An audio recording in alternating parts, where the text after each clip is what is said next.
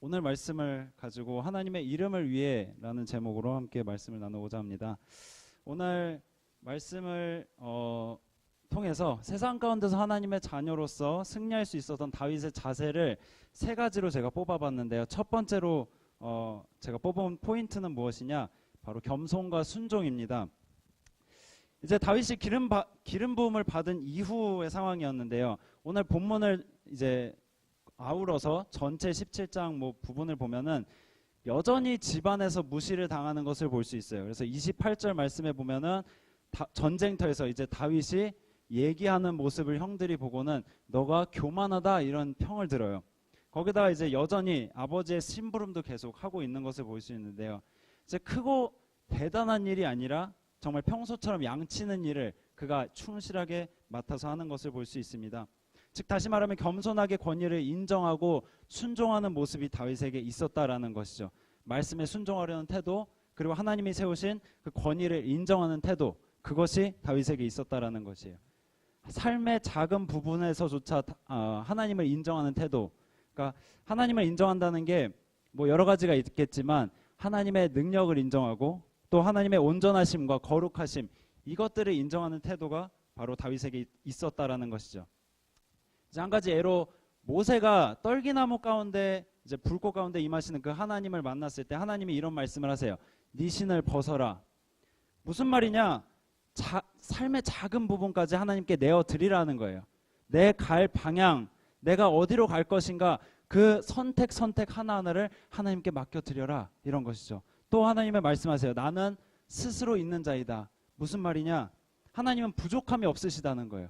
내가 무엇인가 필요하기 때문에 그 필요성을 내가 느낀다, 그것이 아니라 그분 자체로서 온전하시고 완전하시다라는 것을 하나님은 이야기하고 계시는 거죠.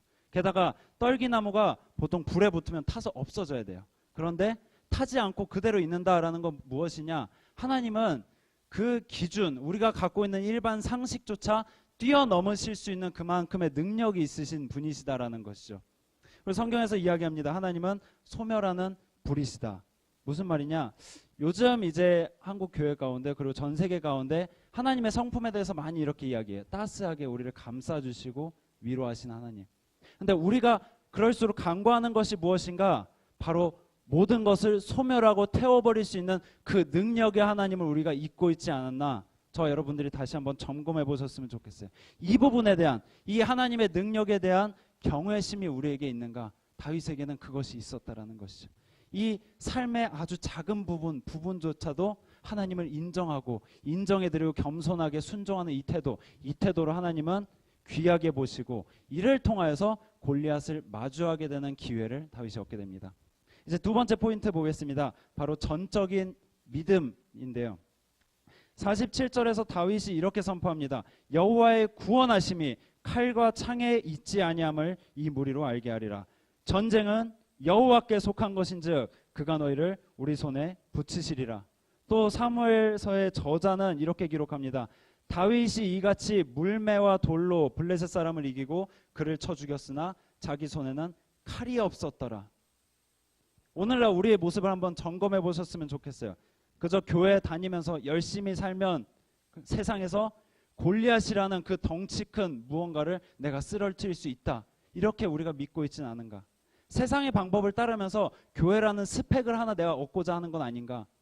아니, 더 나아가서 내가 다른 우선순위가 생기면 그 교회라는 스펙을 잠시 뒤로 미루진 않는가?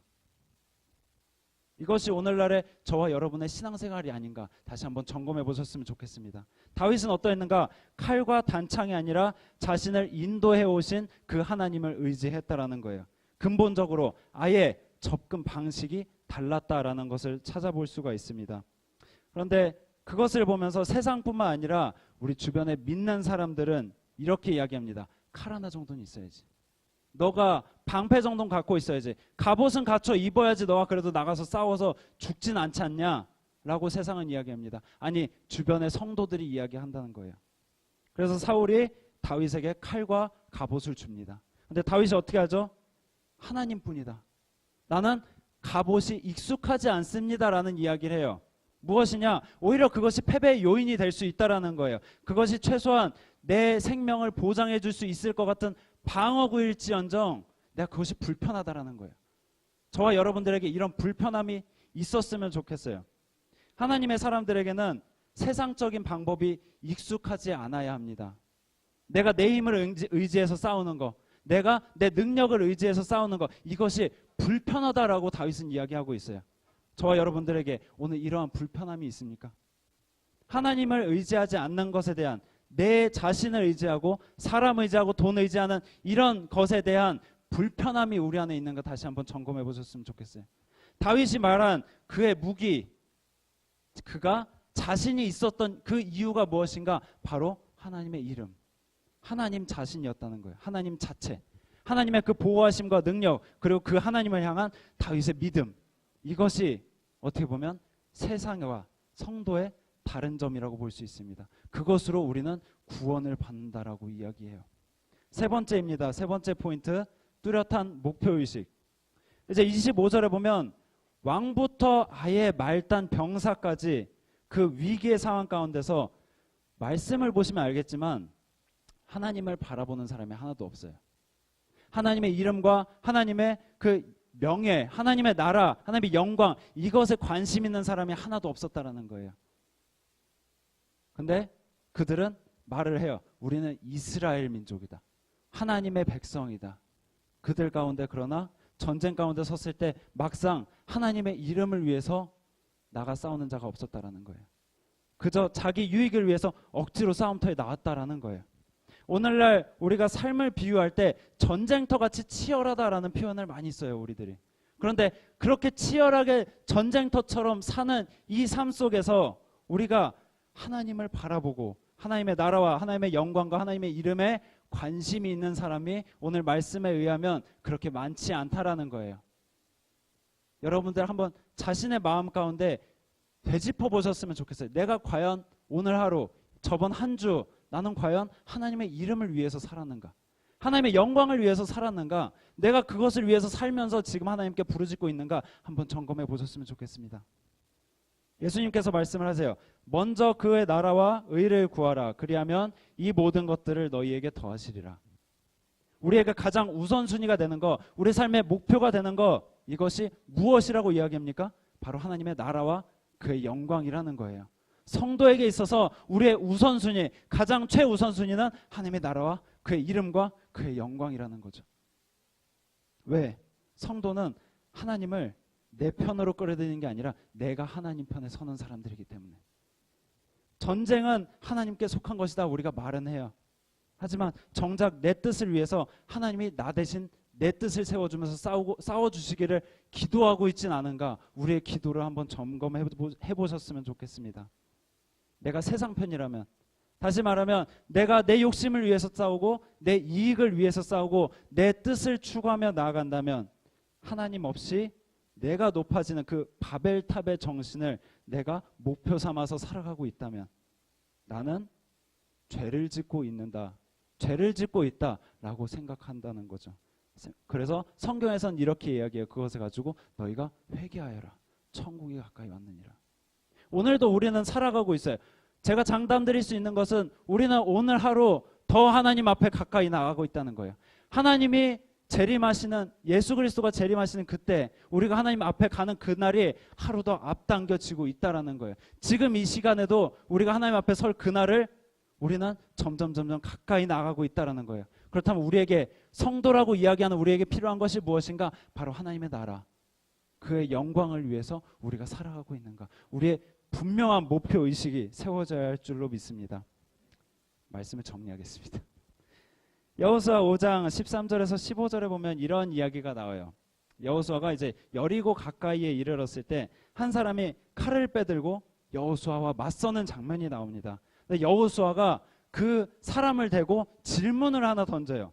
너는 우리 편이냐 아니면 적의 편이냐? 근데 이 사람이 대답이 희한해요. 아니다라고 이야기해요. 아니다. 나는 여호와의 군대 장관으로 여기 왔다. 이런 이야기를 해요. 무슨 말이냐? 아니다라는 거는 그 질문은 말이 안 된다라는 거예요. 제가 설명을 드릴게요. 왜 안 되는지. 자, 너는 우리 편이나 적의 편이냐? 이건 무슨 말이냐면 너는 내 기준에 따르냐? 아니면 저 여리고성에 사는 사람들의 기준에 따르냐? 이거예요. 세상 편이냐 세상 편이냐 이것이라는 거죠. 올바른 질문은 무엇입니까? 세상 편이냐 하나님 편이냐.